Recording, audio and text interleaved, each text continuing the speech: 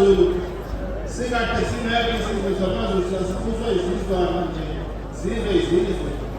God formed the Zulu nation out of many clans, and today it is one nation. Kodwa wathi umva wasibumba nabantwana bakasenza nakhona okwaba uShaka inkosi uDingane nenkosi uMpande bobathathu babe vele okhalweni lukasenza nakhona. God used the sons of King Senza Nakhona, King Shaka, King Dingane, King Pande to form the Zulu nation. Namhlanje kule ngonyama yangesishiyagalolunye ihlalo zombuso wazuluzama. Today we have the 9 kings sitting on the throne since the formation of the Zulu nation. Siyambonga kakhulu uNkulunkulu ukumisa inkosi kaZulu kuze kufike ihlalweni ezisishiyagalolunye namhlanje. We thank God Almighty for upholding the Zulu nation. Today the 9 kings sit on the throne. Sibonge namakhosi esizwayo ukuthi ayakhola isikhosi kodwa anomlando ukuthi asuka kuso isizwe samaZulu ngesikhathi sifunjwayo. We thank also the kings from Malawi and Zambia whose origins are here in the Zulu nation. Khuluma ngokukhawuleza isikhathi sesishonile. Namhla esibongayo umdali wethu kule ngonyama yesishiyagalolunye uye wathathwa intombi esebukhosini bakwaNgwane. Today we thank God for this 9th king because we took a young lady from the Swazi kingdom. Namhlanje siyamcela uSimakade lokhu akwenzayo ubalanda intombi yakwaNgwane, ukhosini bakwaNgwane wafika wayinika ozobusa isizwe owathi bezalwa waqanda igama lakhe kwathiwa Misuzulu.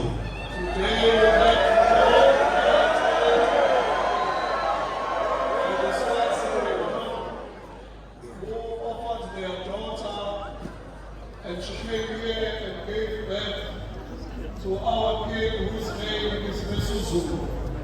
Wamanda esemnandi wezokhula wahlala esikalweni usho ukuthi Jehova lento ayiqondile ukuthi intombi yakwaNgwane izoba indlovukazi yesizwe samaZulu.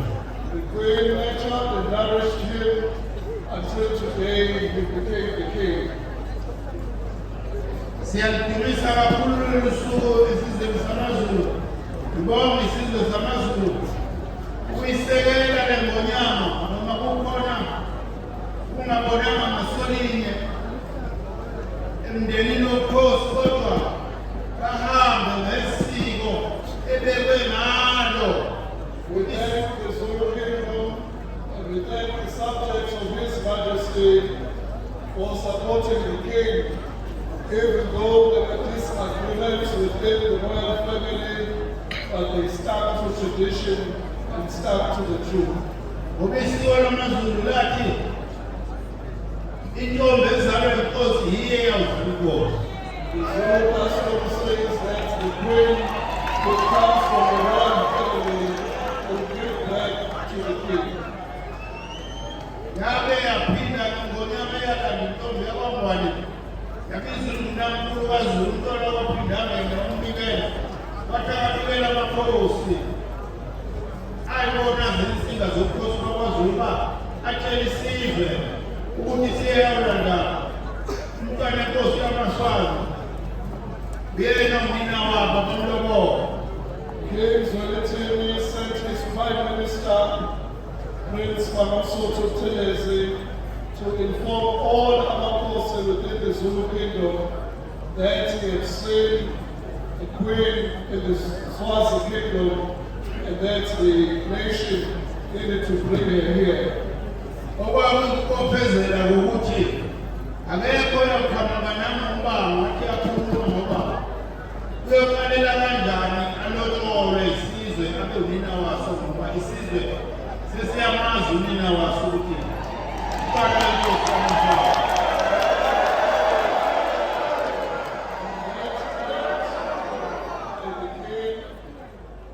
Contractually bound the Zulu kingdom that the future heir of the throne will come from the Swazi queen. Khuluma ngifishanise silo somhlaba lona kwaphinda ngene uNkulunkulu kaZulu endlunkulu yonke khona namakhosi onke akhona nokhosi bakwaMngwane lapha sathola khona umama wesizwe samaZulu. Siyathokoza kakhulu nina kabunene nize nisibongele nasengonyameni yamaswazi nasezokuzini ukuthi isizwe samaZulu sithokoze kakhulu ngalolu suku. Nisibongele. Your Majesty, our policy, a special word of appreciation to the delegation from the Swazi kingdom. May you please pass our heartfelt thanks and appreciation to His Majesty, the King of Eswatini. Sengiyake kuphetheni ngitike isilo esikhulu silo samabala beke ngesiko sokuphelela. Siyacela isilo esikhulu umbuso wakho uhambise lesiko. Umbuso wakho uhambise lesiko noma inhliziyo ibona uthanda kwawe kodwa uma ubona ukuthi akuhambisana nesiko ubiyeke ukuthandwa inhliziyo uzumnukelele esizweni samaZulu ngendlela efanele uhambise lesiko. Your Majesty, we appeal to you that you continue to govern us according to the customs and traditions. If we go in our hearts, we desire something else, but always stick to the customs and traditions of your people. Singena silesikhulu Nkosi lokuba suka kuNkulunkulu kade yabona uNkosi akuyikhanda. uNkulunkulu silo samabandla siphele isizwe nakhelelani naye ngoba wena ugadisa.